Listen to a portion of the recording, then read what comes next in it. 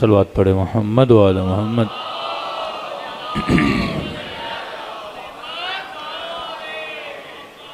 دعا ہے پروردگار عالم محرم سے لے کے اب تک کی گئی عزاداری کو اپنی بارگاہ میں قبول فرمائے، اور جس مقصد زندگی کو لے کر فرش عزا پہ تشریف لاتے ہیں خدا ان مقاصد میں بھی ہم سب کو کامیابیاں نصیب فرما دے۔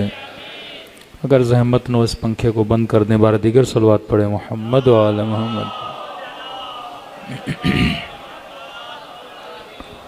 بہت ہی قرآن مجید کی مختصر آیت، لیکن اگر انسان اس آیت پہ غور و فکر کرے تو یہ اس کی پوری زندگی کے لیے مشعل ہدایت بن سکتی ہے۔ ترجمہ وَاعْتَبِرُوا یا اُولِي الْأَلْبَاب، عبرت لو صاحبان عقل، صاحبان مغز، صاحبان لب۔ صاحب لب اسے بولتے ہیں جو صاحب مغز ہو۔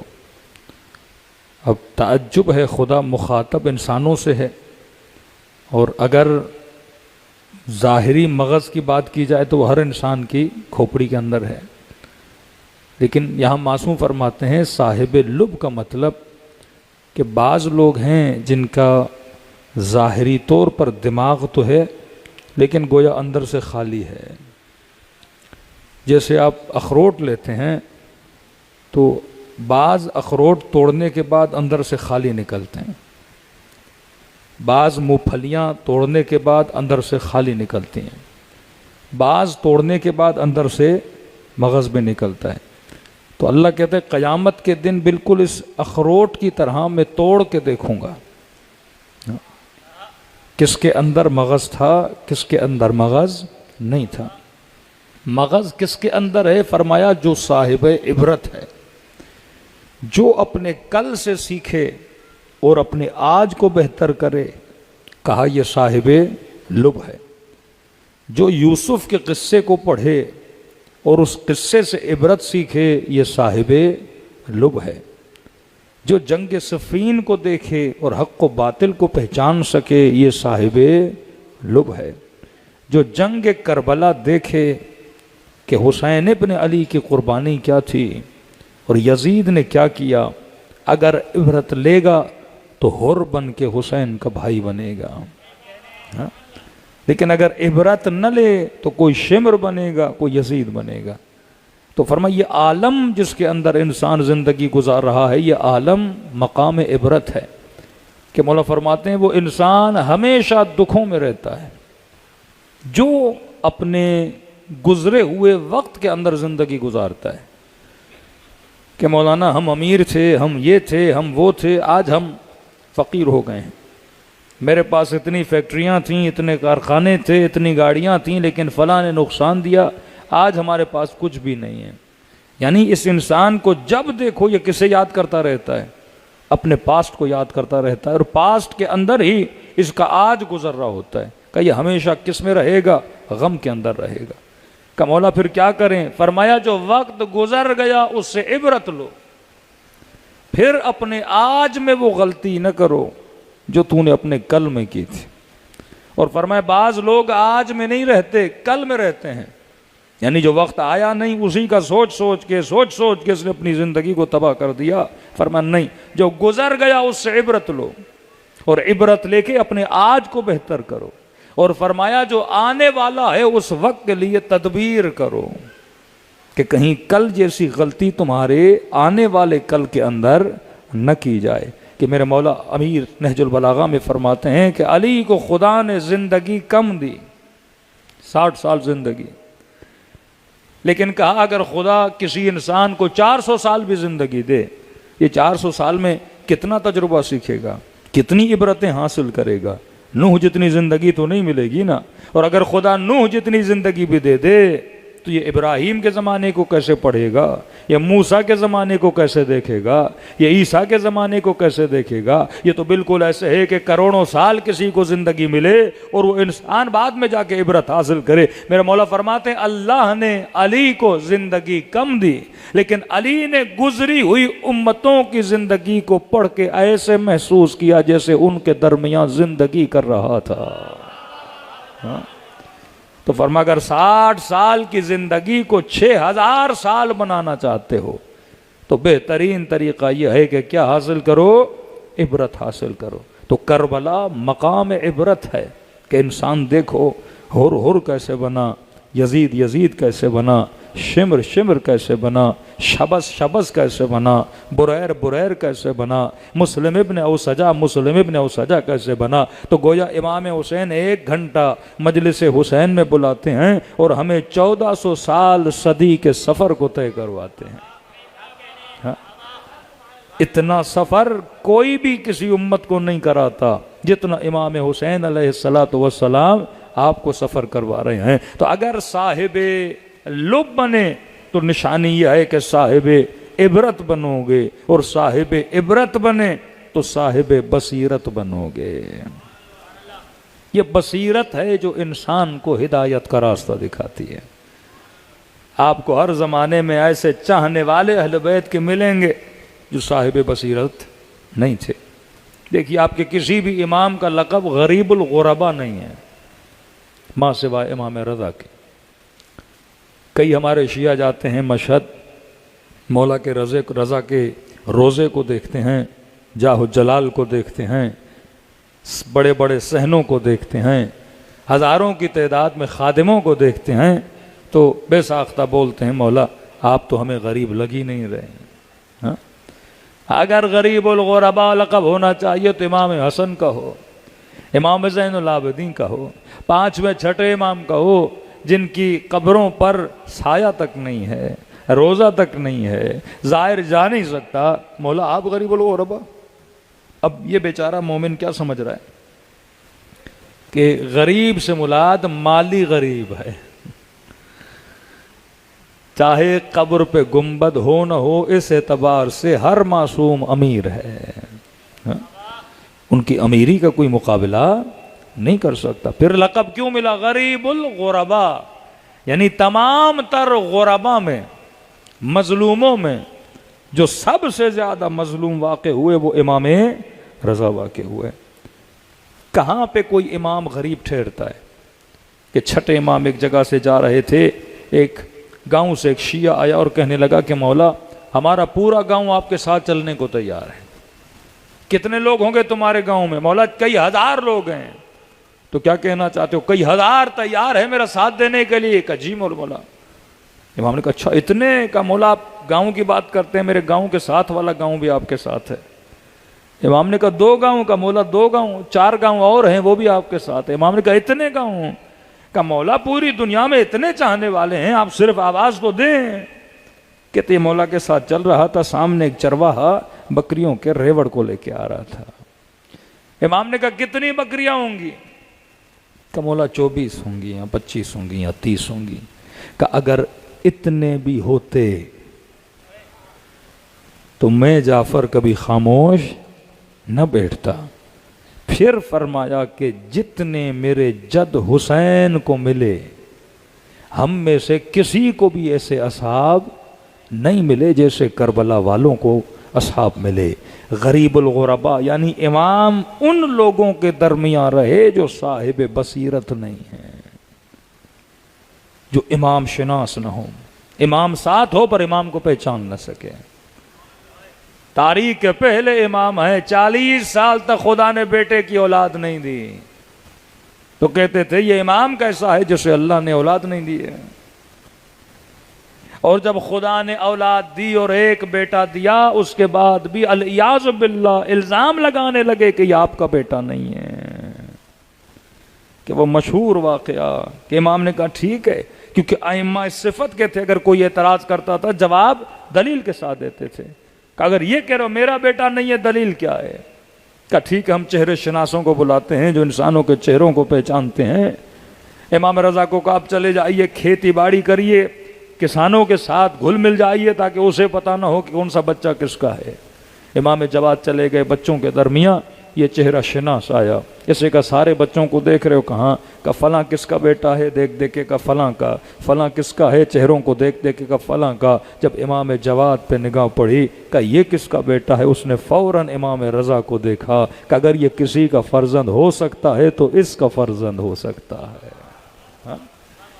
کس امام کو اتنی تکلیفیں اٹھانی پڑی اپنے فرزند کو ثابت کرنے کے لیے؟ کس کا بیٹا ہے؟ میرا بیٹا ہے۔ تبھی ہر زمانے میں معصومین نے جس چیز پہ سب سے زیادہ فوکس کیا وہ اپنے چاہنے والوں کی بصیرت پہ فوکس کیا۔ ایک ہے نظر، ایک ہے بصر۔ نظر تو بلی کے پاس بھی ہے، نظر تو ایک گدھے کے پاس بھی ہے کہ یہاں پہ گلاس پڑا ہے، اگر کوئی جانور بھی سامنے کھڑا ہو تو اسے بھی پتا ہے کہ کوئی نہ کوئی چیز سامنے پڑی ہے۔ بصیرت کا مطلب کیا ہے؟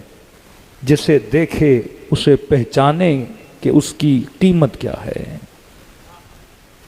گدھے کو نہیں پتا ہیرے کی قیمت کیا ہے، جو بصیر ہوگا وہ دیکھے گا پتھر ہے پر ہیرا ہے اور باقیمت ہے۔ کہ اس بازار میں صاحب بصر لوگوں کو خریدتے ہیں۔ یہ امام حسین کی بصیرت کی نگاہ تھی کہ امام حسین نے جناب زہیر کے لیے کئی پیغامات بھیجے، کیونکہ امام جانتے تھے یہ بالآخر حسین کے خیمے میں آ جائے گا۔ پہلے صحابی کو بھیجا، پھر جناب علی اکبر کو بھیجا، پھر علی اکبر کے رخ انور کو دیکھ کر جناب زہیر شرما گئے اور امام حسین کے خیمے میں گئے۔ پھر جب پلٹے تو وہ کیا بنے؟ حسینی بنے۔ جو صاحب بصر تھا وہ جا کے حر بنتا ہے، جو صاحب بصر ہے وہ یزید ابن سبیت بنتا ہے۔ ایسے ایسے اصحاب امام حسین جن کو کیا تھی؟ بصیرت تھی۔ ایک واقعہ سن لیجئے، چھٹے امام امام جعفر صادق علیہ الصلوۃ والسلام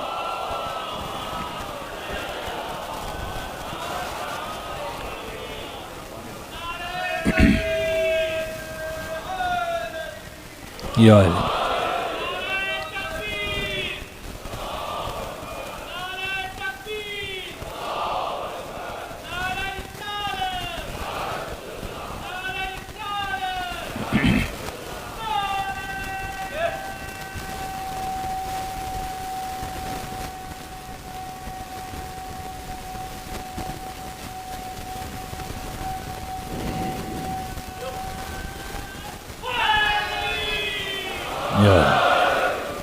کتنی محنت سے، زحمت سے ایک ایک شاگرد آل رسول تیار کرتے تھے اور اسے بصیر بناتے تھے، کیونکہ جب وہ درس دیتے تھے تو سننے والے بہت ہوتے تھے۔ یہ نہیں کہ مسجد کوفہ میں امیر المومنین خطبہ دیتے تھے، لوگوں کی کمی ہوتی تھی۔ امام رضا جب طوس میں پہنچے، مشہد میں پہنچے، ہزاروں کی تعداد میں کاغذ اور قلم لے کے لوگ کھڑے ہو گئے، لیکن بصیرت والے کتنے تھے؟ بارہا کہہ چکا، اہل بیت کوانٹٹی کو نہیں دیکھتے، کوالٹی کو دیکھتے ہیں۔ دلائل ہیں واقع کربلا میں کہ امام حسین نے اسٹریٹجک طور پہ مولا کئی ایسے کام کر سکتے تھے کہ یہ لوگ امام حسین سے جدا نہ ہوں۔ جس سے خبر شہادت جناب مسلم جب مولا تک پہنچی، کسی کو نہیں پتا تھا مسلم شہید ہو گئے۔ ہم مولا یہ بھی کہہ سکتے تھے زخمی ہو گئے، کسی نے وار کیا، یا بس اتنا کہتے مسلم شہید ہو گئے۔ دشمن ہے، کسی نے وار کر دیا، شہید ہو گئے، ہم دوسرا نمائندہ بھیج رہے ہیں کوفے کی طرف۔ لیکن نہیں، یہ نہیں کہا امام نے۔ امام نے کہا امارت کوفہ سے۔ ابن زیاد نے مسلم کو نیچے پھینکا ہے۔ جب لفظ امارت لایا، اس کا مطلب کوفے میں کس کا قبضہ ہو گیا ہے؟ زیاد کا قبضہ ہو گیا ہے۔ کیونکہ لشکر میں کئی ایسے تھے جو اس نیت سے آئے تھے کہ اگر 18,000 لوگ کوفہ حسین ابن علی کے ساتھ ہے تو بہت بڑا لشکر ہے اور امام حسین تخت و تاج کے مالک بن جائیں گے، تو لہٰذا اسی لیے ساتھ تھے کہ ہمیں کیا ملے گی؟ حکومت ملے گی۔ اب امام چیک کرنا چاہتے تھے کون حکومت کی لالچ میں آیا ہے اور کون حسین کی محبت میں آیا ہے۔ کہتے ہیں جن کو جدا ہونا تھا وہ چھوڑ کے چلتے گئے۔ آخر میں حسین نے خالصوں کو اپنے پاس بٹھایا، اور ان خالص کا اثر کتنا ہے کہ 1400 سال گزر گئے، آج اس کا اثر آپ 40 امام حسین میں آپ کو نظر آتا ہے۔ کہ کہاں 74 اور کہاں 21 ملین لوگوں کا حسین کی قبر پہ جمع ہونا، یہ کسی معجزے سے کم نہیں ہے۔ چھٹے امام نے بصیر بنایا۔ بصیر کا مطلب تشیع کے بنیاد کو تعلیمات محمد اور آل محمد سے کیا کیا؟ مضبوط کیا کہ اب ہر زمانے میں اگر ہم تقیہ میں کوئی بات کرتے ہیں تو یہ سمجھ جائیں گے، اگر ہم دشمن کے سامنے کوئی کلام کرتے ہیں یہ سمجھ جائیں گے کہ امام کس موقع میں کون سا کلام کر رہا ہے۔ کئی ایسے خشک مقدس تھے جو امام رضا کو یہ کہتے تھے الیاذ باللہ کہ ان کے آباء و اجداد نے کسی حاکم کے پاس نہیں گئے اور ہمیشہ حاکموں کے خلاف کھڑے ہوئے اور یہ یہاں سے چلے گئے اور حاکم کے ولی عہد۔ جب امت امام سے زیادہ خود کو مستقبل امام حسین کے پاس چلے گئے کہ آپ کے بھائی حسن نے سنت کی لہٰذا آپ تلوار اٹھائیے، ہم آپ کے ساتھ۔ وہ امام حسین کا جملہ فرمایا جس طرح حسن تمہارا امام ہے اسی طرح حسین کا امام ہے۔ کئی ایسے جذباتی لوگ تھے جناب زبیر جیسے، جب سیدہ کے گھر پہ حملہ ہوا تو تلوار نکال کے آگے بڑھے۔ ابو ذر کتنا صاحب ایمان ہے، لیکن ابو ذر کی بصیرت جناب سلمان فارسی جتنی نہیں ہے کہ کہا کہ سلمان ڈر گئے، علی پہ حملہ ہوا، گھر پہ حملہ ہوا اور آپ تلوار نہیں نکال رہے۔ تو جناب سلمان نے کہا ابو ذر یہ بتا تو زیادہ بہادر ہے یا علی زیادہ بہادر ہے؟ تیری تلوار زیادہ چلتی ہے یا علی کی ذوالفقار زیادہ چلتی ہے؟ کہ میری نگاہیں علی کے ہاتھوں پر ہیں، اگر علی تلوار نکالتا ہے تو سلمان بھی تلوار نکالے گا، لیکن میں تقدم نہیں کروں گا اپنے امام پر۔ آپ کے چھٹے امام نے تربیت شروع کی، تشیع کی تربیت، 5ویں امام، چھٹے امام، 7ویں امام، پھر 8ویں امام۔ شیعوں کو کیا بنایا؟ بصیر بنایا۔ چھٹے امام شہید ہو جاتے ہیں، ان کی شہادت کے بعد ایک وصیت نامہ لکھتے ہیں۔ منصور دوانقی نے اپنے سپاہیوں کو بھیجا کہ جیسے وصیت نامے میں پتہ چل جائے جانشین کون ہے اسے پکڑ کے لانا اور ہم اسے اسی وقت قتل کر دیں گے، تاکہ یہ سلسلہ امامت یہاں تک رک جائے گا۔ اب کتنی ذمہ داری ایک امام کے اوپر کہ جانشین کا اعلان بھی کرنا ہے، اس کی جان کو بھی بچانا ہے، سلسلہ امامت کو بھی چلانا ہے۔ یعنی اگر بتا کے جاتے یہ میرا بیٹا جانشین ہے اسی وقت قتل کر دیے جاتے۔ مسئلے کو ابہام میں بھی رکھنا ہے۔ آپ سامرہ جاتے ہو، سرداب امام زمانہ میں کہتے ہیں 4-5 سال تک گھر کی کنیزوں تک کو پتہ نہیں تھا اس گھر میں کوئی بچہ پیدا ہوا ہے۔ اس قدر زحمتوں میں، محنتوں میں اہل بیت علیہ الصلوۃ والسلام میں اس شجرہ طیبہ کی بقا کے لیے محنت کی ہے۔ ایک ایک فرد نے خون دیا ہے، لیکن تربیت یافتہ شیعہ معاشرے میں چھوڑے، کیونکہ امام نے کہا اگر ہم کلیئر نہیں بتائیں گے لیکن بصیرت والے موجود ہیں، اگر کوئی شیعہ کنفیوز ہو جائے گا تو یہ صاحبان بصیرت ان کے لیے کیا کریں گے؟ معاملات کو کلیئر کریں گے۔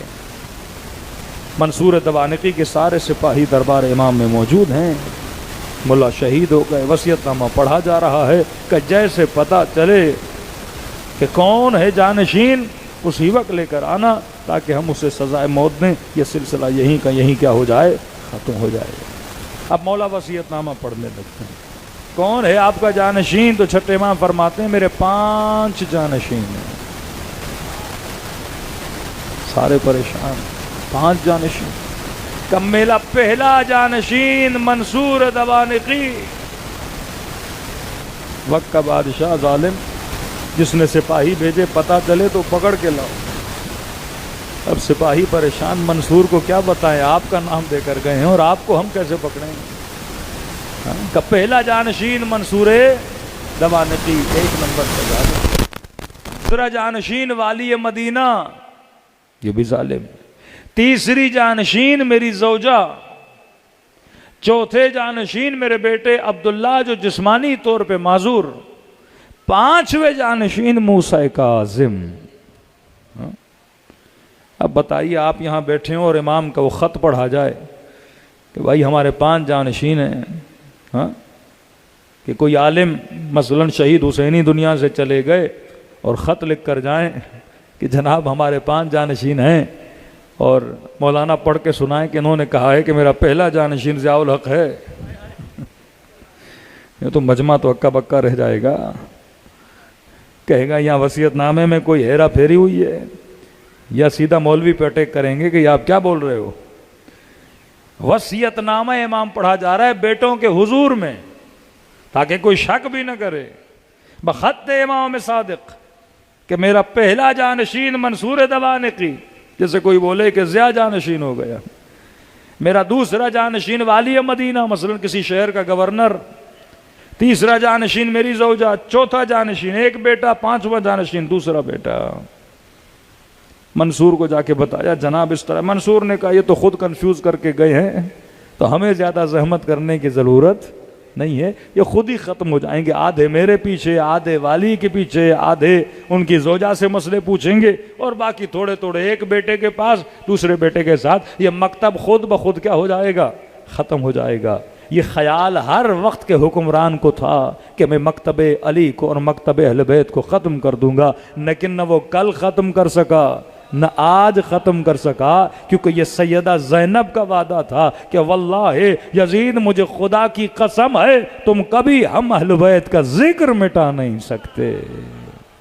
اس کی ضمانت کس نے دی ہے؟ پروردگار عالم نے دی ہے۔ کہتے ہیں مولا کا صحابی جناب ابو حمزہ سمالی، دعا ابو حمزہ سمالی صحابی امام زین العابدین کا، امام محمد باقر کا، امام جعفر صادق کا، بہت مقدس صحابی ہے۔ کہتے شہر کوفہ میں قبر امیر المومنین کے کنارے بیٹھ کر درس تفسیر قرآن دے رہے تھے، ایک شخص دوڑا دوڑا آیا، ابو حمزہ سمالی قیامت بپا ہو گئی، ابو حمزہ سمالی مصیبت کبریٰ آ گئی، کیا ہوا ہے؟ کہ فرزند زہرا حضرت جعفر صادق دنیا سے انتقال کر گئے، شہید ہو گئے۔ کہتے ہیں جیسے سنا ابو حمزہ سمالی غش کھا کے بے ہوش ہو گئے۔ جب ہوش میں آئے پہلا سوال کیا جانشین کون ہے؟ کہ ابو حمزہ سمالی ہمیں بھی نہیں پتا، عجیب وصیت کی ہے، کہ مجھے سناؤ۔ یہ وہ ہے جو صاحب بصیرت ہے، یہ وہ ہے جو معصوم کے رمز و رموز کو سمجھنے والا ہے، یہ وہ ہے جو کلام معصوم کو دریافت کرنے والا ہے، یہ مجتہد جعفر صادق ہے، یہ ان کے کلام میں تبحر رکھتا ہے۔ کہ یہ بتا کیا کہہ کر گئے؟ کہ کہہ کر گئے پہلا جانشین منصور، والی مدینہ، ان کی زوجہ، ان کے بیٹے عبداللہ، ان کے بیٹے موسیٰ کاظم۔ جناب ابو حمزہ سمالی نے کہا کہ الحمدللہ الذی ہدانا لہذا، خدا کا شکر ہے کہ انہوں نے حضرت جعفر کے ذریعے سے ہم شیعوں کی ہدایت فرمائی۔ کہ ابو حمزہ امت پریشان ہے اور آپ کہہ رہے ہیں کہ شکر ہے کہ ہدایت کی۔ کہ بندہ خدا یہ جانشینوں کے نام نہیں بتا رہے، یہ شرائط امامت کو بیان کر رہے ہیں۔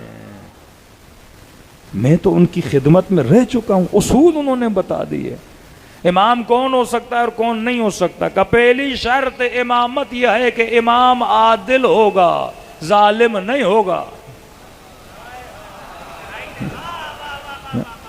پہلی شرط امامت کے امام کیا ہوگا؟ عادل ہوگا، ظالم نہیں ہوگا۔ کہ پہلے جو دو ہیں وہ تو ویسے ہی ختم ہو گئے، کیونکہ پہلا بھی ظالم ہے، دوسرا بھی ظالم ہے، نہ منصور عادل ہے نہ والی مدینہ عادل ہے۔ دوسری شرط امامت یہ ہے کہ امام مرد ہوگا، امام عورت نہیں ہو سکتی۔ انبیاء بھی مرد ہیں جن کو کام ہدایت دینا ہے، مکتب کی ترویج ہے، وہ کیا ہوگا؟ جتنے بھی امام کلہم من قریش وہ سارے کیا ہوں گے؟ مرد ہوں گے۔ کا تیسرا جانشین جس کا نام لیا اپنی زوجہ، وہ بھی کیا ہو جاتی ہیں؟ اس فہرست سے مائنس ہو جاتی ہیں۔ پھر فرمایا شرائط امامت میں سے ہے کہ امام کے بدن میں ظاہری عیب نہیں ہوتا۔ وہ امام نہیں ہو سکتا جس کا بدن خدا نخواستہ شل ہو یا فلج ہو یا ہڈی ٹوٹی ہوئی ہو یا رنگ کے اندر کوئی مسئلہ ہو یا ایک آنکھ ہو ایک آنکھ نہ ہو، نہیں، امام کا چہرہ نورانی ہوتا ہے، امام کا بدن صحیح سالم ہوتا ہے۔ یہ شرائط امام میں ہے، جیسے شرائط امام جماعت میں ہے، اسی طرح شرائط امام میں ہے کہ امام کا بدن صحیح سالم ہوتا ہے کہ یہ جو ان کا ایک بیٹا ہے وہ جسمانی طور پہ کیا ہے؟ معذور ہے. معذور کبھی امام نہیں ہوا کرتے. فرمایا باقی بچ گئے ایک اور ان کا نام ہے موسیٰ کاظم.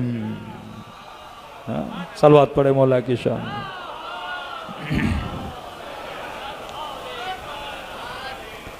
اب صاحب بصارت اگر بندہ، کیونکہ اگر معصومین کے علوم کو حاصل کرے گا، تربیت حاصل کرے گا، تو بڑے سے بڑا بندہ بھی اسے گمراہ نہیں کر سکتا.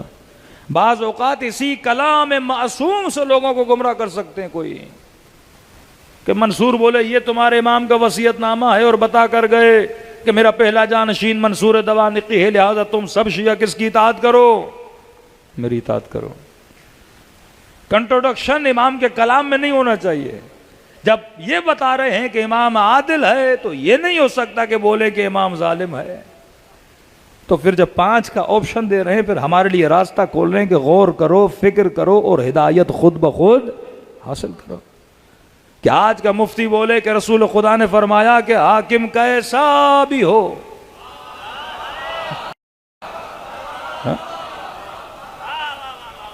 بصیرت نہیں ہے. الملک لمن غلب، کہ جو بھی ملک پر قابض ہو جائے، یا اردو کی مثال دیں، جس کی لاٹھی اس کی بھینس کا اس کی اطاعت واجب ہے. بھائی کچے میں اگر ڈاکوؤں کی لاٹھی ہے تو وہاں ان کی اطاعت واجب ہے.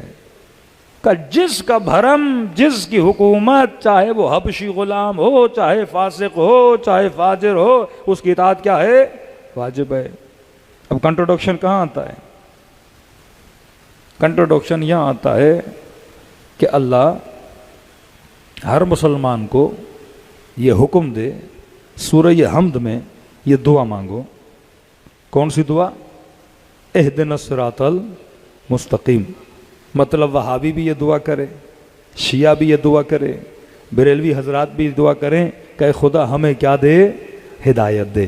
ایک مرتبہ کہے کہ مفتی صاحب صبح کی نماز میں بھی ہدایت کی دعا مانگو، دوپہر کی نماز میں بھی ہدایت کی دعا مانگو، جمعے کی نماز میں بھی ہدایت کی دعا مانگو، تہجد میں بھی ہدایت کی دعا مانگو، اپنی وطر میں بھی ہدایت کی دعا مانگو، اپنی تراویوں میں بھی ہدایت کی دعا مانگو. دوسری طرف کہے کہ اگر یزید جیسا بھی آ جائے تو اس کی اطاعت کر لو. کتنا بڑا کنٹروڈکشن ہے کہ ایک طرف کہے کہ ڈیلی آپ مجھ سے ہدایت کی دعا مانگ.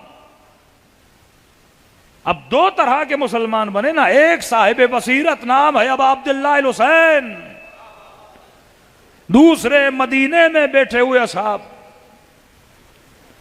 صبح سے شام تک مسجدوں میں کہہ رہے اہدنا الصراط المستقیم، اہدنا الصراط المستقیم، اور خدا انعمت علیہم دکھا بھی رہا ہے پر حسین کے پیچھے نہیں جا رہے. یہ فرق ہے آل رسول میں اور شیعیان آل رسول میں، کہ اگر کچھ کہتے ہیں تو بابصیر ہو کے جملے ادا کرتے ہیں، اے خدا ہدایت دے. پھر سوچتے ہیں کیا ممکن ہے یزید کی حاکمیت میں ہدایت ملے؟ کیا ممکن ہے کسی فاسق، کسی فاجر کی حاکمیت میں ہم ہدایت؟ الناس علی دین ملوکہم، لوگ اپنے حکمرانوں کے دین پہ ہوتے ہیں. پھر کہے کہ اگر حاکم بدعت بھی بنائے تو اس بدعت پہ عمل کرو گے تو خدا ثواب دے گا، جیسے بدعت حسنہ کا نام دیا گیا. اگر وہ منا کی 2 رکعت کو 4 رکعت کر دے، اگر وہ حج تمتع کو ختم کر دے، اگر وہ نمازوں میں بدعتیں پیدا کر دے، اذکار میں بدعتیں پیدا کر دے، کہنے کوئی بات نہیں، کیونکہ حاکم ہے اور حاکم کی اطاعت واجب ہے، لہٰذا بدعت والا کام کرنا بھی کیا بن جاتا ہے؟ ثواب بن جاتا ہے. یہاں پہ آل رسول نے بتایا کہ حقیقت کیا ہے. یہاں پہ آئیڈیالوجی آف اہل بیت نے کہ آپ یہ دیکھیے پوری دنیا میں 1 ارب مسلمان ہوں اور 1 ارب مسلمان اس انتظار میں ہیں کہ شیعہ کب اسرائیل کو ماریں گے.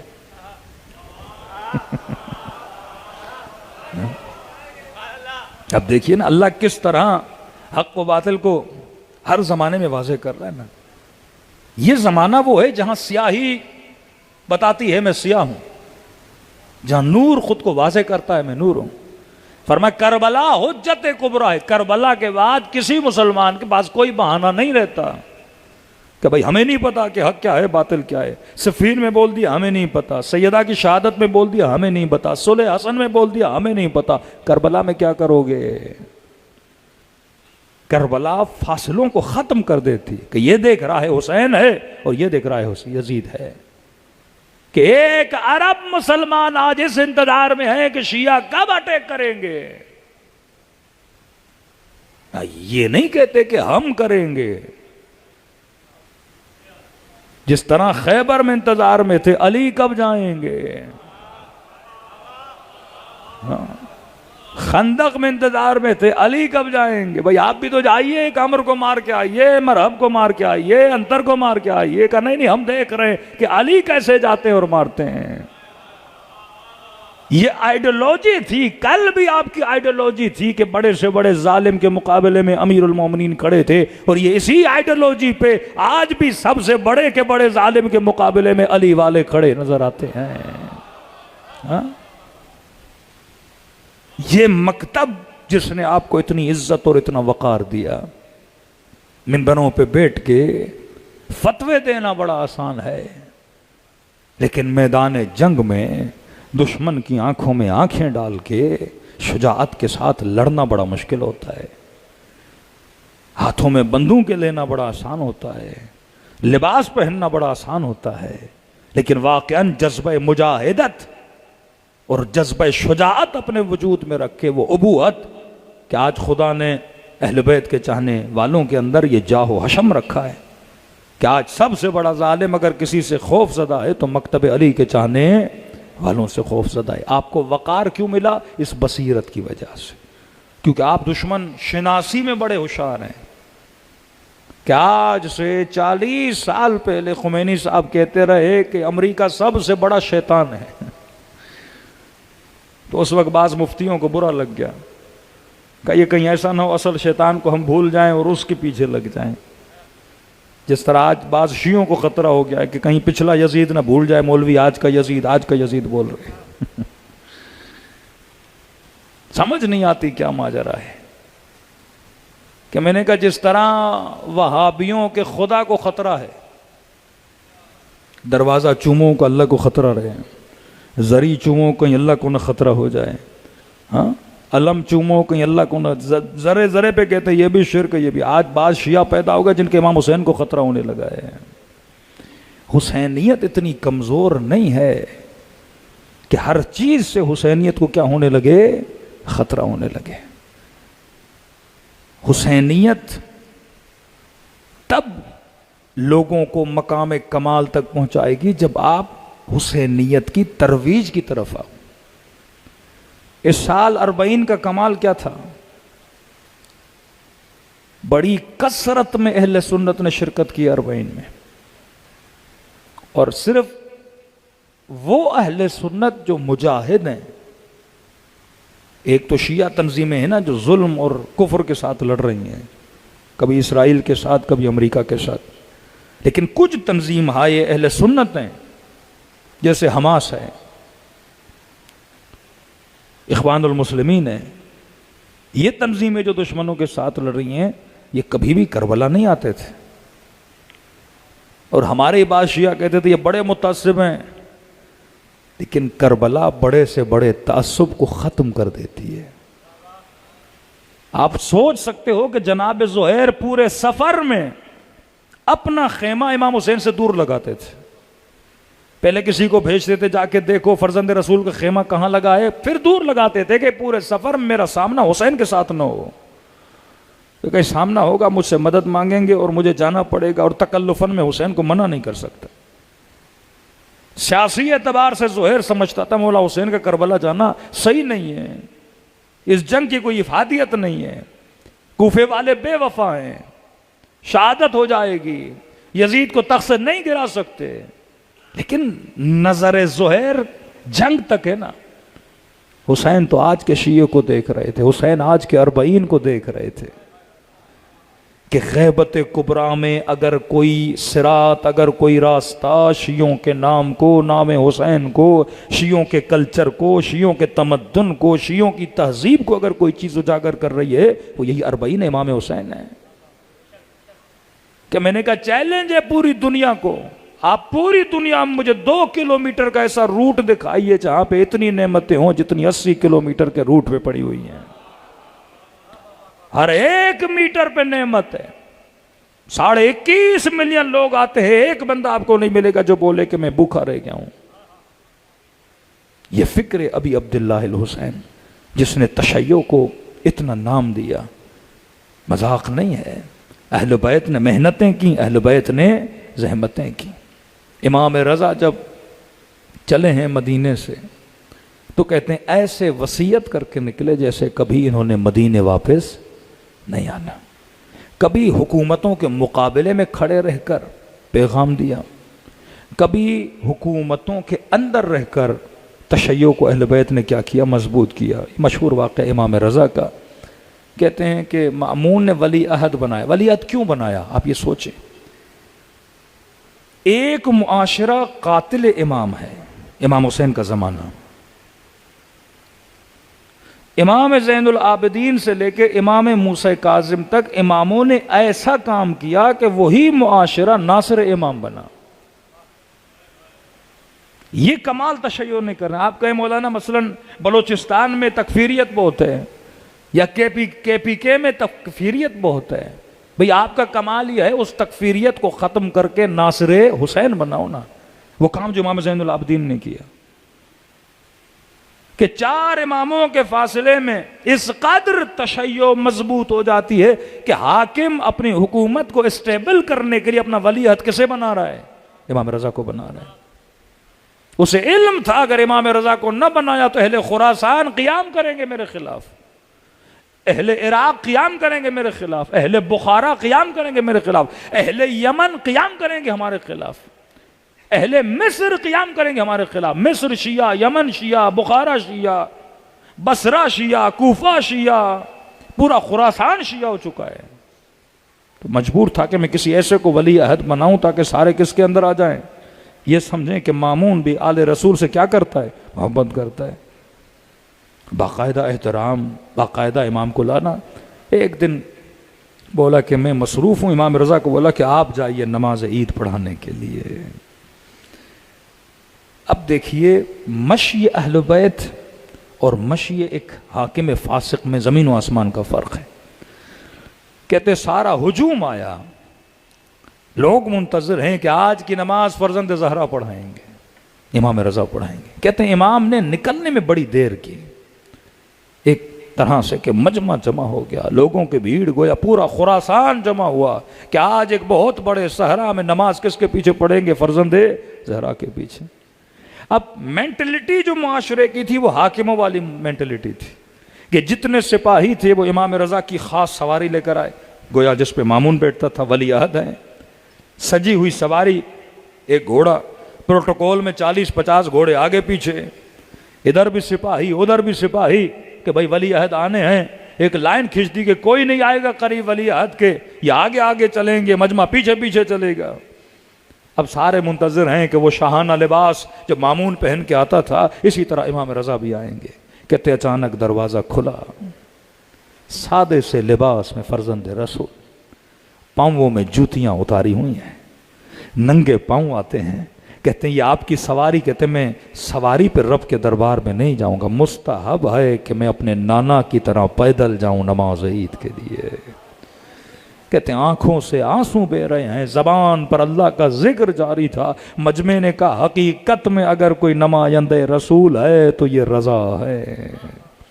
کہتے بھیڑ امام رضا کی طرف بڑی اور لوگوں کا ہجوم تھا، جو کوئی قدموں کو چوم رہا ہے، کوئی ہاتھوں کو چوم رہا ہے۔ وہ فاصلے جو حاکم بناتے تھے عوام کے بیچ میں، امام رضا نے ان سارے فاصلوں کو کیا کیا؟ ختم کیا۔ یہاں مولا نماز کے لیے چلے یا سپاہی دوڑے دوڑے مامون کے لیے چلے کہ اگر مامون رضا کو نماز پڑھنے دی یہ تمہاری حکومت کا آخری دن ہوگا۔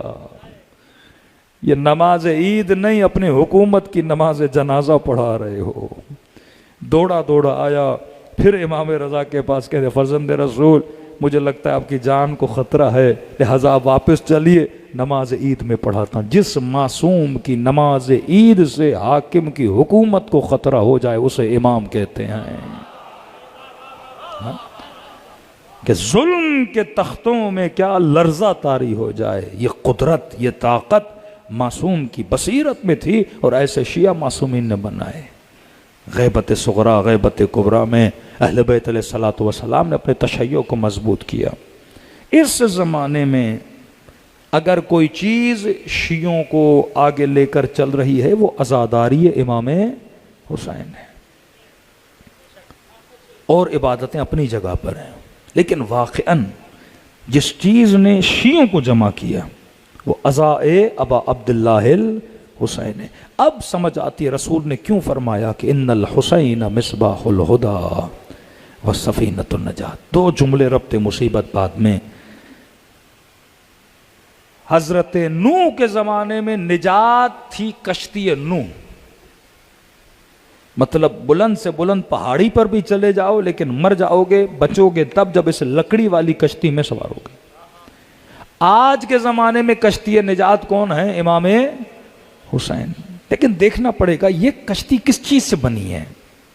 لکڑی سے بنی ہے، لوہے سے بنی ہے. اس کشتی کا جو شیپ ہے اس کا مٹیریل کیا ہے؟ نوح کے زمانے میں مٹیریل کیا تھا؟ لکڑی. ان الحسین مصباح الہدی، حسین کشتی ہیں، یعنی وجود حسین کیا ہے؟ کشتی ہے. وسفینۃ النجات. اس زمانے میں ڈوبنے کی علت کیا تھی؟ پانی. کہتے ہیں ہر نبی کے زمانے میں ایک دجال تھا. حضرت لوط کے زمانے میں دجال قوم لوط تھی. حضرت موسیٰ کے زمانے میں چیزوں کو کم زیادہ کر کے بیچا جاتا تھا، ربا. حضرت نوح کے زمانے میں بت پرستی. کسی نبی کے زمانے میں سورج پرستی، آتش پرستی، بچھڑا پرستی. لیکن کہا یہ جو آخری زمانہ ہے جہاں پہ امام حسین کو کشتی نجات بنایا جا رہا ہے، کربلا کو کشتی نجات، اس زمانے کا دجال ہر زمانے کے دجال سے مضبوط ہے. کیونکہ ہر نبی کے زمانے میں ایک دجال تھا. کہتے ہیں ان ساری بلاؤں کو جمع کرو تو آج کا دجال بنتا ہے. تب صرف مرض تھا قوم لوط کی بیماری، آج LGBT اور پتہ نہیں کیا کیا یہ مرض بھی ہے. تب مرض تھا چیزوں کو کم زیادہ کر کے بیچنا، آج یہ بھی مرض ہے. تب ظلم تھا، آج ظلم ہے. بت پرستی تھی، آج بھی ہے. شرک تھا، آج بھی ہے. مطلب جتنی امتوں میں بیماریاں تھیں وہ آخری زمانے میں ساری بیماریاں کیا ہو جائیں گی؟ اکٹھی ہو جائیں گی. اب اس تلاطم میں ہمیں کون بچائے گا؟ امام حسین بچائیں گے. یعنی اتنی طاقت کسی نبی کی کشتی میں بھی نہیں تھی نا کہ ہر طرح کے تلاطم سے نکالے. آج آپ کی نسلوں کو ہر طرح کا خطرہ ہے. قوم لوط کی نسل کو لواط سے خطرہ تھا، موسیٰ کے زمانے میں سودی نظام سے خطرہ تھا، عیسیٰ کے زمانے میں یہودیوں سے خطرہ تھا، حضرت ابراہیم کے زمانے میں نمرود سے خطرہ تھا. لیکن فرمایا اس زمانے میں آج کا مومن و مسلم رہ رہا ہے. اس زمانے میں ہر طرح کی بیماری اور ہر طرح کا خطرہ، اور باعث نعمت یہ ہے کہ آج اگر کوئی کشتی بنی تو وہ کون ہے؟ حسین ابن علی ہیں. اب حسین ابن علی کی کشتی کو کون بناتا ہے؟ فرمایا ایک ایک فرد جو شیعہ ہے اس کا وجود اس کشتی کو بناتا ہے. آپ میں یہ مومن، یہ مومن، وہ مومن. فرمایا اس کی جو فکر ہے وہ حسینیت کی پرچار کراتی ہے، اس کا جو عمل ہے وہ حسینیت کی پرچار کراتا ہے. 21 ملین شیعہ امام حسین کی قبر کی طرف جا رہے ہیں. یہ نہیں دیکھو یہ شیعہ جا رہے ہیں، یہ دیکھو یہ کشتی حسین جا رہی ہے. اور کتنوں کو سوار کراتی جا رہی ہے. ہر طرح کی نعمت اس کشتی میں موجود ہے. ہر ایک میٹر پہ پانی پلانے والا، کھانا کھلانے والا، پاؤں دبانے والا. اور کشتی کی رفتار تو دیکھو، پاؤں میں چھالے پڑ رہے ہیں پر کشتی رکنے کا نام نہیں لے رہی. 50 ڈگری کی گرمی ہے پر کشتی رکنے کا نام نہیں لے رہی. بم بلاسٹ کیے جا رہے ہیں پر کشتی رکنے کا نام نہیں لے رہی. دشمن دھمکیاں دے رہا ہے پر کشتی رکنے کا نام نہیں لے رہی.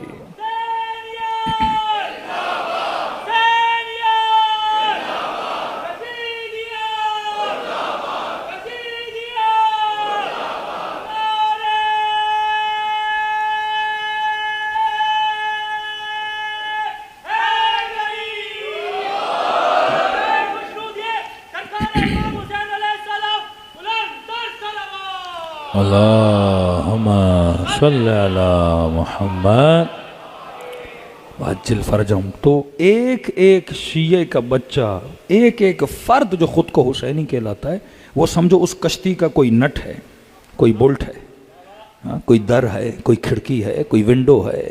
ہم سب اس کشتی کو بنانے والے ہیں، ہمارا وجود. اب ایک بندہ بھی اگر خراب ہو تو نقصان کسے؟ کشتی کو ہوگا نا. تبھی پوری زحمت اس پہ لگی ہے کہ کشتی کے ایک ایک پارٹ کو کیا کیا جائے؟ بچایا جائے.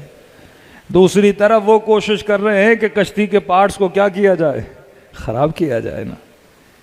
دشمن خرابی پہ لگا ہے، اور مولا حسین کہتے ہیں پورا سال اگر جو خرابی ہو گئی میں تجھے کربلا بلا کے تجھے بنا بھی دیتا ہوں. ہاں میں جوانوں کے لیے مثال دوں. دیکھو آپ کا موبائل خراب ہو جاتا ہے نا، پھر کیا کرتے ہو؟ فیکٹری ریسیٹ کرتے ہو. کربلا بلا کے حسین ہمارے وجود کا فیکٹری ریسیٹ کر دیتے ہیں کہ جب یہ واپس آتا ہے اسے احساس ہوتا ہے میں کس کشتی میں ہوں. ایک جوان ملا کربلا میں، کہنے کا مولانا مجھے شراب پینے کی بڑی عادت ہے، لیکن اس 40 میں قسم کھائی ہے کہ میں کبھی بھی اس نجس چیز کو منہ نہیں لگاؤں گا. میں نے کہا قسم کی بات بعد میں، یہ بتا کیوں چھوڑ رہے ہو؟ ایسا کیا ہوا کہ اس فیصلے پہ پہنچا مر جاؤں گا لیکن ہونٹوں کو اس نشے کی طرف لے کر نہیں جاؤں گا. کہا کہ ایک مصیبت کا جملہ سنا. دیکھو جو مصائب انسان کو حسین سے نہ ملائے فائدہ کیا؟ کہ میں نے یہ سنا کہ ابن زیاد کے سامنے مولا کا کٹا ہوا سر پڑا تھا تشت میں. قیدی بیبیاں سامنے کھڑی تھیں، سکینہ کھڑی ہیں، زینب کھڑی ہیں، امام زین العابدین کھڑے ہیں. اور کہا کہ یہ جملے میرے لیے بڑے گراں تھے مولانا کہ آپ نے پڑھا کہ ابن زیاد کے ہاتھ میں شراب کا جام تھا، کہ یہ شراب پیتا تھا، بچی ہوئی شراب کو تشت میں پھینک رہا تھا جس تشت میں حسین کا سر پڑا تھا. کہ تب میں بہت رویا، اور رونے کے بعد سوچنے لگا کہ بتا تو کہاں کھڑا ہے؟ ہاں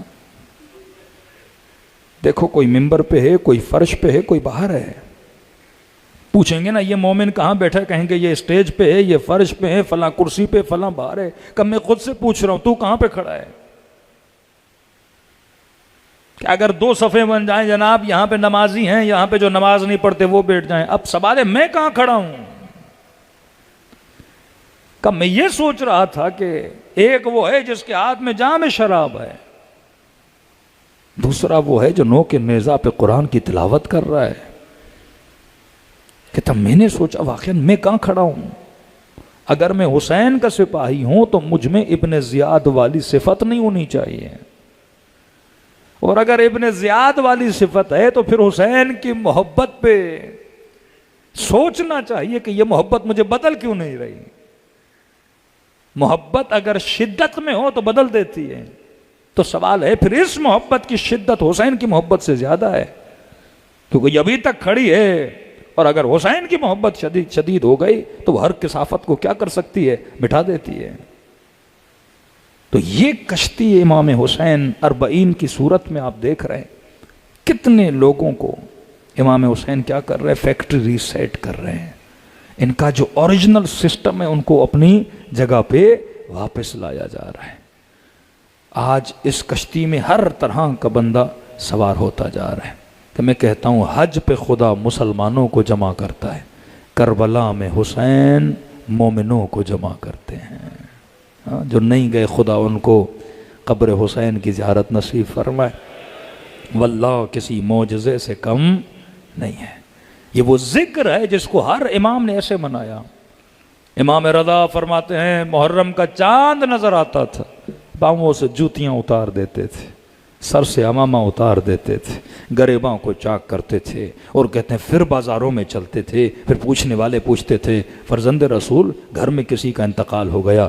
فرماتے تھے نہیں، کربلا میں میرے حسین کو پیاسا مارا گیا. کہ مولا اس واقعے کو گزرے ہوئے اتنے سال گزر گئے، آپ ایسے کیوں منا رہے ہیں؟ فرما نہیں، ہم تجھے کربلا اب بھولنے نہیں دیں گے.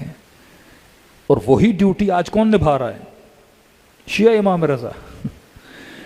آج امام زمانہ نظر تو نہیں آ رہے ہمیں، آج جلوس کون نکالتا ہے؟ شیعہ امام زمان۔ علم کون اٹھاتا ہے؟ شیعہ امام زمان۔ گریا کون کرتا ہے؟ شیعہ امام زمان۔ نوحہ کون پڑھتا ہے؟ شیعہ۔ مرثیہ کون پڑھتا ہے؟ شیعہ۔ سلام کون پڑھتا ہے؟ شیعہ۔ وہی کام جو اس وقت امام رضا کر رہے تھے آج کون کر رہا ہے؟ شیعہ امام رضا کر رہا ہے نا۔ تو آپ کا وجود، شیعت کا وجود کشتی حسین کا نام ہے کہ یہ چلتی رہے گی اور اس قافلے میں لوگوں کی تعداد بڑھتی رہے گی۔ یہ واحد محرم ہے جس میں اتنی کثرت میں جوان ہمارے پاس آئے کہ مولانا ہم شیعہ بننا چاہتے ہیں۔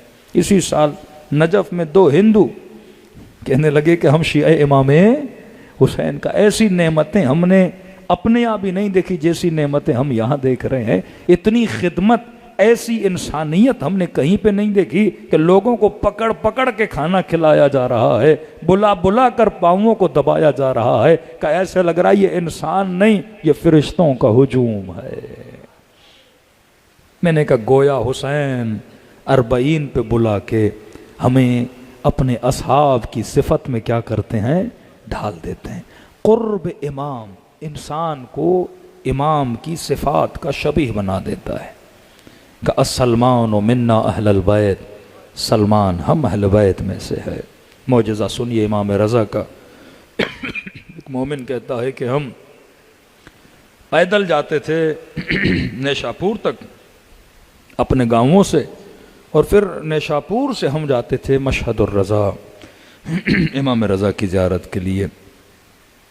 کہتے ہیں جب میں نیشاپور پہنچا، تھکے ہوئے تھے، ہم ایک جگہ بیٹھ گئے تو ایک نابینا بوڑھا بیٹھا ہوا تھا۔ اس بوڑھے نے کہا کہاں جا رہے ہو؟ ہم نے کہا مشہد الرضا۔ کہنے لگا کہ میں ہر سال امام رضا کی زیارت کو جاتا تھا، لیکن چند سالوں سے نابینا ہو گیا ہوں، اب آنکھوں میں طاقت نہیں، نہ کوئی بیٹا ہے نہ کوئی اولاد ہے، بس اس راستے پہ آ کے بیٹھ جاتا ہوں۔ مولا کی زیارت کو تو نہیں جا سکتا لیکن حسرت پوری کرتا ہوں امام کے زائروں سے باتیں کر کر کے۔ کا ایک کام میرا کر دینا، کیا کروں؟ کہ اگر یاد رہے بس یہ کام میرے لیے کرنا۔ کیا کہ جب مشہد جاؤ تو حرم کی زمین سے تھوڑی مٹی میرے لیے لانا تاکہ میں آنکھوں کو لگاؤں اور خدا مجھے کیا دے؟ شفا دے۔ اس نے کہا ٹھیک ہے۔ یہ جمع کہتا ہے میں مشہد گیا، امام رضا کی زیارت کی، دوستوں کے ساتھ قافلے کے ساتھ گھل مل گئے، واپسی نیشاپور پہنچا، اچانک میری نگاہ اس بوڑھے پہ پڑی، مجھے یاد آیا میں تو مٹی لانا بھول گیا، اب کیا کروں؟ تو میں نے کہا بوڑھے کو یاد نہیں ہوگا۔ جیسے میں بیٹھا اس کے کنارے پہ، میں نے کہا نہ سلام کروں گا نہ دعا کروں گا، بس دور جا کے بیٹھا اور اپنے دوستوں سے باتیں کرنے لگا۔ جب بات کر رہا تھا تو میری آواز بوڑھے کے کانوں تک پہنچی۔ اس نے کہا جوان تو وہی نہیں ہے جسے میں نے کئی دن پہلے کہا تھا کہ امام رضا کے حرم کی مٹی لانا۔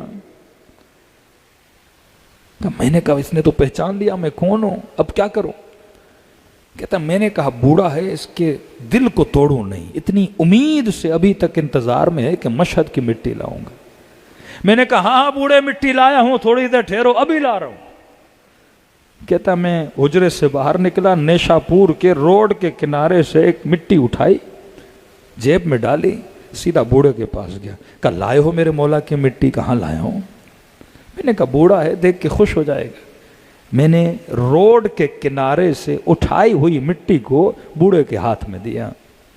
کہتا جیسے مٹی ملی وہ چومنے لگا، آنکھوں سے آنسو جاری ہوئے، ان آنسوؤں کو اس نے مٹی پہ ملا، ملنے کے بعد اس گیلی مٹی کو کبھی دائیں آنکھ پہ لگائے کبھی بائیں آنکھ پہ لگائے اور کہنے لگا آنکھوں تجھے شفا کیسے نہیں ملے گی، یہ میرے رضا کی مٹی ہے، یہ امام رضا کی مٹی۔ اب کہتا میں شرمندہ ہو رہا ہوں، اس بوڑھے کو کیسے بتاؤں یہ نیشاپور کے روڈ کے کنارے کی مٹی ہے، یہ مشہد مقدس کی مٹی نہیں، کہ بس آنکھوں پہ مٹی کا لگنا تھا اور اس کی بینائی کا واپس آنا تھا۔ میں بوڑھوں کے قدموں پہ گرا، میں نے کہا بزرگ کیسے شفا ملی، مجھے معاف کرنا، میں نے روڈ کے کنارے سے اٹھائی تھی، کہ تو نے کہیں سے بھی اٹھائی تھی لیکن میں نے اسے نسبت امام رضا سے دی تھی۔ ہاں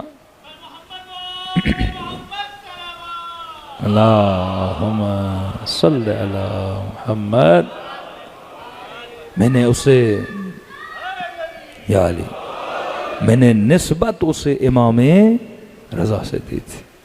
ایسے کریم امام کسی کو نصیب نہیں ہوئے جو آپ کو نصیب ہوئے. مولا جب پہنچے مشہد تو ایک بوڑھا کہتا ہے میں پیدل چل کے آیا امام رضا کی زیارت کو.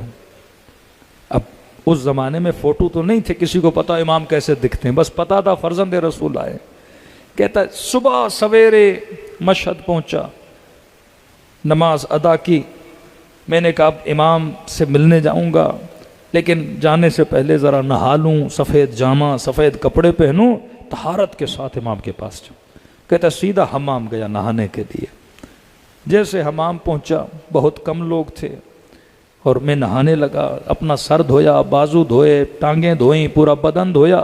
لیکن کہتا ہے میرا بوڑھا تھا، میرا ہاتھ میری پیٹھ پہ نہیں پہنچتا تھا. اب میں نے کہا پیٹھ پہ میل ہوگی، اتنا سفر کر کے اب میلا ہو کے کیسے جاؤں امام رضا کے پاس. روح کو پاک کیا، بدن بھی تو صاف ہو. کہتا ہے دائیں بائیں دیکھا، ایک جوان میرے کنارے پہ نہا رہا تھا. میں نے کہا جوان اگر زحمت نہ ہو میرے پیٹھ پہ ذرا ہاتھ مارو، کیونکہ میں آج اس سے ملنے آیا ہوں جس سے میں اتنا پیار کرتا ہوں کہ میں آپ کو بتا نہیں سکتا. اپنے محبوب و معشوق سے ملنے آیا ہوں. اس نے کہا ٹھیک ہے. کہ میری پیٹھ کو صاف کرنے لگا. جیسے جیسے دن ہونے لگا، جو بندہ حمام کے اندر آتا تھا وہ اس جوان کو جھک کے سلام کرتا تھا. میں نے کہا کوئی وزیر ہے، کوئی بڑی پوسٹ والا بندہ ہے. لیکن ایک آیا سلام کیا، دوسرا آیا سلام کیا، تیسرا آیا سلام کیا، چوتھا آیا سلام کیا. اب میں گھبرا گیا، بھائی کوئی بڑی شخصیت تو نہیں ہے، میں نے غلطی کر دی، پیٹھ اپنی صاف کروا دی. تو ساتھ میں جو بندہ نہا رہا تھا، میں نے کہا یہ کون ہے جو میری پیٹھ کو صاف کر رہا ہے؟ تو کہا بڑا خوش نصیب ہے، یہ آپ کی پیٹھ کو صاف کر رہے ہیں. کہ ہم ترستے ہیں ان کے قدموں کو چومنے کے لیے. کب بتا تو صحیح کون ہے؟ کہ بوڑھے یہ وقت کا امام علی ابن موسیٰ رضا ہیں. کہ یہ سننا تھا. یہ بوڑھا قدموں میں گر گیا. مولا مجھے واللہ نہیں پتا، میں آپ کی ہی زیارت کے لیے آیا تھا. راوی کہتا امام رضا نے اسے کاندھے سے پکڑ کے بٹھایا. کہا اے بوڑھے، جب تو اتنا سفر پیدل چل کے آ سکتا ہے تو کیا ہم اپنے شیعہ کی پیٹھ کو بھی صاف نہیں کر سکتے؟ کون کرتا ہے اتنا عشق اپنے چاہنے والوں سے؟ آغا اصفہانی جب بیٹے کے خواب میں آئے تو فرمایا بابا اگر دنیا میں ایک دن پلٹایا جائے کون سا کام کرو گے؟ ایک دن ملے تو عرض کی بیٹا ایک دن اگر پلٹایا جائے میں حضرت امام رضا کی زیارت کو جاؤں گا. کہ بابا وہ کیوں؟ کہ تجھے نہیں پتا لذت زیارت رضا کا. نماز کا بھی صلہ ملا، ہر عبادت کا صلہ اپنی جگہ. لیکن کہا میرے لال ہر ایک زیارت کے بدلے میں امام رضا 3 مرتبہ مجھ سے ملنے کے لیے آئے. اب تصور کرو اگر 40 مرتبہ ان کی زیارت کو گیا اور ہر 40 کے بدلے میں 3 مرتبہ مجھ سے ملنے کے لیے آئے تو میرے برزخ کا سفر کیا ہو گیا؟ آسان ہو گیا. اتنا عشق. لشکر یزید کا سپاہی کہتا میں نے کبھی کسی مولا کو اپنے غلام سے کرتے ہوئے نہیں دیکھا. کہ جب ایک غلام سمین کربلا پہ گرا، نام ہے جون، کہ حسین دوڑے دوڑے اس کے بدن پہ آئے. کہتا میں یہ منظر دور سے دیکھ رہا تھا کہ امام حسین اس کا سر اٹھاتے تھے اپنی گود میں رکھتے تھے، لیکن یہ پھر اپنا سر زمین کربلا پہ پھینک دیتا تھا. گویا یہ کہہ رہا تھا مولا یہ گود میرے لیے نہیں بنی، علی اکبر کے لیے بنی ہے. یہ گود میرے لیے نہیں بنی، یہ عباس علمدار کے لیے بنی ہے. کہتا ہے 3-4 مرتبہ حسین نے کوشش کی کہ سر گود میں رکھیں، لیکن یہ بار بار نیچے پھینک دیتا تھا. کہ یہ تو غلام کا ادب تھا جو آقا کے مقابلے میں تھا، لیکن جو آقا نے کیا میں نے زندگی میں کسی آقا کو ایسا کرتا ہوا نہیں دیکھا. کہ جب غلام راضی نہ ہوا نہ سر آقا کی گود میں ہو تو کہتا میں نے دیکھا حسین نے اپنا چہرہ جھکانا شروع کیا. یہاں تک کہ اپنا رخسار جون کے رخسار پہ رکھا اور پھر یہ دعا دی، اللہم بید وجہ، اے خدا اس کے چہرے کو نورانی بنا دینا، طیب ریحہ، اے خدا اس کے بدن میں ایسی خوشبو کرنا کہ ہر بندہ رش کھائے کہ کاش میں بھی حسین کا صحابی ہوتا۔ امام رضا امام محمد باقر فرماتے مومن جب مجلس میں آؤ نا، یہ نہ سمجھا کرو مجلس میں بیٹھو، یہ تصور کیا کرو کہ جنت کے باغوں میں سے ایک باغ کے اندر بیٹھے ہو۔ جب اس کے ثواب کا پتہ چلے گا تو بار بار اس ثواب کو کرنا چاہو گے۔ یہ امام رضا کی وصیت بھی ہے، امام زین العابدین کی وصیت بھی اپنے شیعوں کو۔ فرمایا شیعوں کثرت سے ہمارے جد حسین کو سلام کیا کرو۔ کسی نے کہا مولا اتنی تاکیدیں کیوں کرتے ہیں سلام بر حسین کی؟ زیارت عاشورہ 100 سلام، رو کر عرض کیا، فرمایا کیونکہ عاشورہ کے دن ہمارا بابا ترس گیا تھا، کوئی آئے اور ہمارے بابا کو سلام کرے، کہتے تھے نہیں یہ باغی ہے اسے سلام نہ کرو، کہ جب تو سلام کرتا ہے تو میرے بابا کے کلیجے کو ٹھنڈک ملتی ہے۔ یہاں تک فرمایا کہ ہر سلام کے بدلے میں خدا تجھے ثواب زیارت حسین عطا کرے گا، لیکن ایک شرط ہے، جب ہمارے جد کو سلام کرو تو نہ چاہتے ہوئے اگر آنکھوں سے آنسو آئیں، فرمایا یہ مت سمجھنا یہ تیرے آنسو ہیں، حسین نے تجھے تیرے سلام کا جواب دیا ہے۔ وابن شبیب اگر کسی پہ رونا چاہتے ہو تو میرے جد حسین پہ رویا کرو۔ لا یوم کا یومک یا ابا عبداللہ، مولا آپ جیسا دن کسی کا ایسا دن نہیں گزرا۔ ہر کسی کو ایک مصیبت ملی لیکن حسین کو ساری مصیبتیں ایک دن میں ملی۔ 4 سالہ بچی کی مصیبت، 6 مہینے علی اصغر کی مصیبت، 18 سال کے اکبر کی مصیبت، ماؤں بہنوں کی چادروں کی مصیبت، خیموں کو آگ لگنے کی مصیبت۔ فرمایا ایسے سلام کیا کرو جیسے میری بہن زینب نے سلام کیا۔ چند لمحوں کے لیے دلوں کو کربلا کی طرف روانہ کریں اور خلوص دل سے اپنے آقا کو سلام پیش کریں۔ السلام علی الحسین وعلی علی ابن الحسین وعلی اولاد وعلی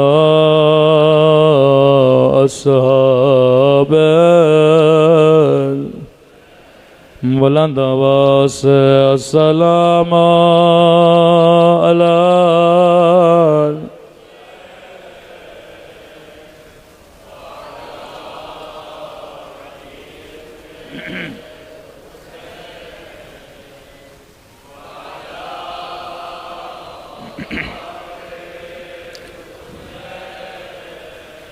وعلی اصحاب حسین کی صدا بلند ہو، السلام علی حسین وعلی علی ابن وعلی اولاد وعلی صحاب۔ میرا سلام ہو زینب کے بندے ہوئے ہاتھوں پہ،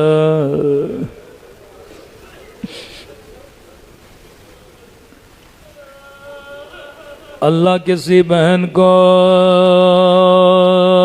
بھائی کا پامال لاشا نہ دکھائے،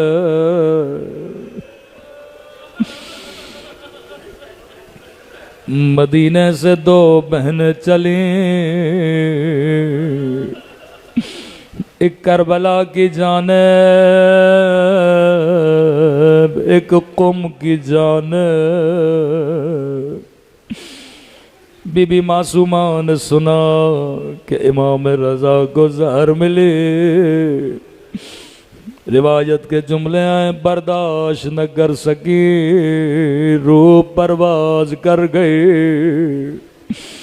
میں کہوں بی بی معصومہ آپ نے زخمی بدن نہیں دیکھا، آپ نے کسی کو پتھر مارتے ہوئے نہیں دیکھا، بی بی آپ نے کٹی ہوئی گردن نہیں دیکھی۔ ہائے ہائے ہائے ہائے دل زینب۔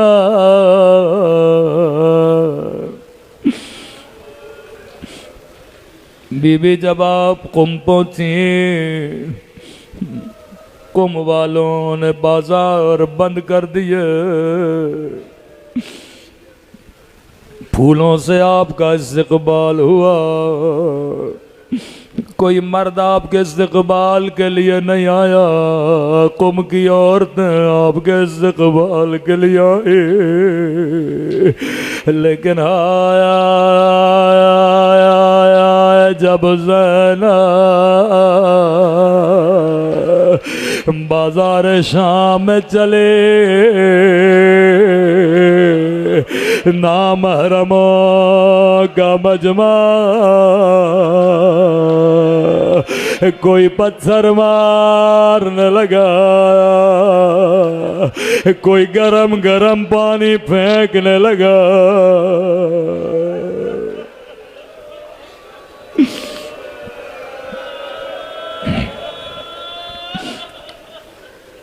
امام جواد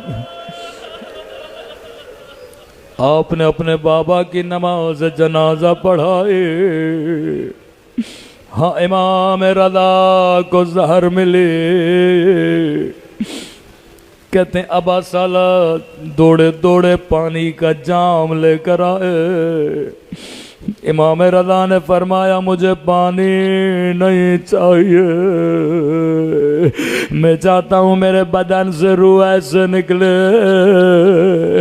جیسے میرے جد حسین کے بدن سے نکلے،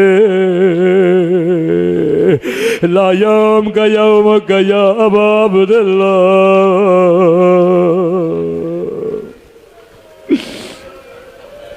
مولا جواد بڑے خوش نصیب ہیں آپ نے بابا کو غسل دیا، کفن دیا۔ مولا جب غسل دے رہے تھے بدن پہ کوئی نشان نہیں تھا، مولا جب غسل دے رہے تھے بدن پہ کوئی زخم نہیں تھا، لیکن آئے کربلا کربلا،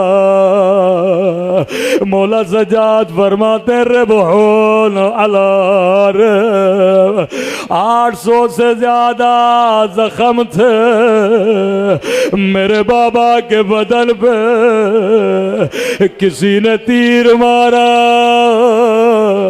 وہیں پہ کسی ظالم نے نیزہ مارا، روکے کا جسے کچھ بھی نہ ملا اس نے میرے بابا کو پتھر مارا۔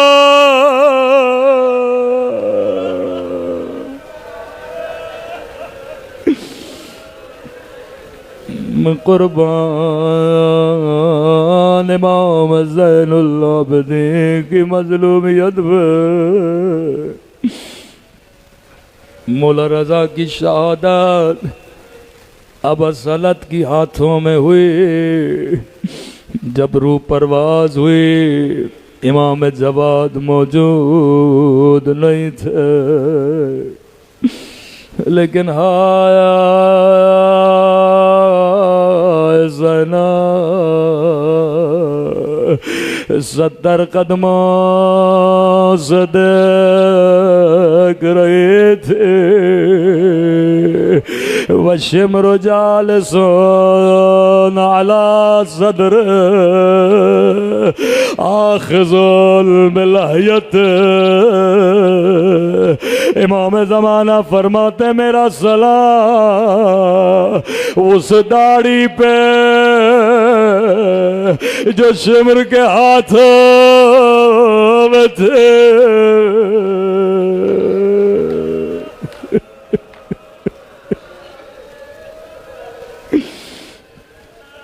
آج ایک بی بی سب سے زیادہ دکھی ہے جو ہر جنازے پہ جاتی ہیں. کبھی حسن کے جگر کے ٹکڑے، کبھی حسین کا بدن،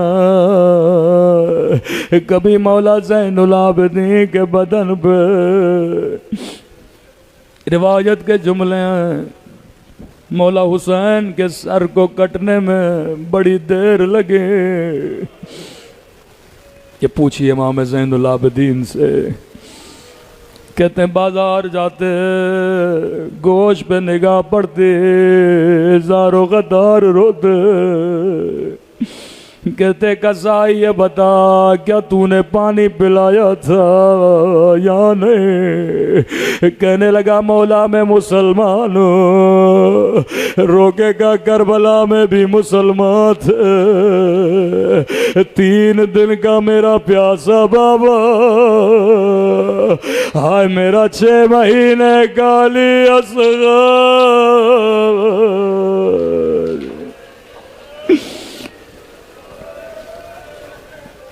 پورے بازار میں کوہرام بپا ہو گیا. فرمایا قصائی یہ بتا جب تو نے چھری چلائی تھی کہیں ایسا تو نہیں کوئی اور حیوان تجھے دیکھ رہا تھا؟ کہنے لگا مولا میں نے سنا ہے حیوان کو حیوان کے سامنے ذبح نہیں کرتے. روکے کہنے لگے تو نے حیوان کو حیوان کے سامنے ذبح نہیں کیا، لیکن ہائے میری پھپھی زینب بھائی کو دیکھتی رہی اور ظالم چھری چلاتا رہا.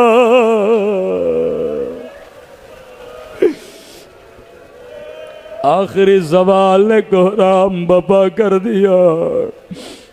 فرمایا جب تو نے چھری چلائی تھی کیا تو نے چھری کو تیز کیا تھا یا نہیں؟ کہنے لگا مولا میں مسلمان ہوں، مجھے پتا ہے جب چھری چلاتے تیز کرتے ہیں تاکہ گردن کے کٹنے میں تکلیف نہ ہو.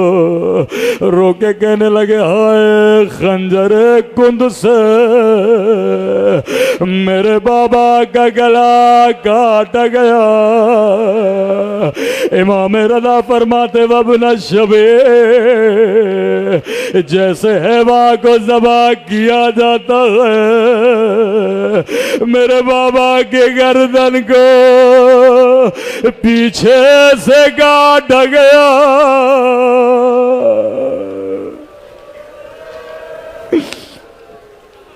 لیکن سنیں گے کون بی بی ہے جو سب سے زیادہ دکھی ہے؟ روایت کے جملے 11 ضربتیں چلیں میرے مولا کی گردن پہ. علماء فرماتے ہیں جب ضربتیں چل رہی تھیں انبیاء موجود ہیں، اولیاء موجود ہیں، ملائک موجود ہیں. کہتے ہیں جب پہلی ضرب چلی آدم نے کہا میرے لال میں نہیں دیکھ سکتا. دوسری ضرب چلی نوح نے کہا حسین میں بھی نہیں دیکھ دیکھ سکتا. کہتے ہیں تیسری ضرب چلے, ابراہیم نے کہا میرے لال میں بھی نہیں دیکھ سکتا. چوتھی ضرب چلی, اسماعیل نے کہا میرے لال میں بھی نہیں دیکھ سکتا. یا ضربتیں چلتے رہے, انبیاء منہ پھیرتے رہے. جبرائیل نے کہا حسین میں بھی نہیں دیکھ سکتا. کہتے آخری ضربت چلنے لگے, علی نے کہا میرے لال میں بھی نہیں دیکھ سکتا. حسین نے کہا میرے حسن نے کہا میرے لال میں بھی نہیں دیکھ سکتا. کہتے یا حسین کی آواز آئے, مجھے سب چھوڑ کے چلے گئے, بابا آپ بھی نہیں دیکھ رہے, حسن تو بھی نہیں دیکھ رہا.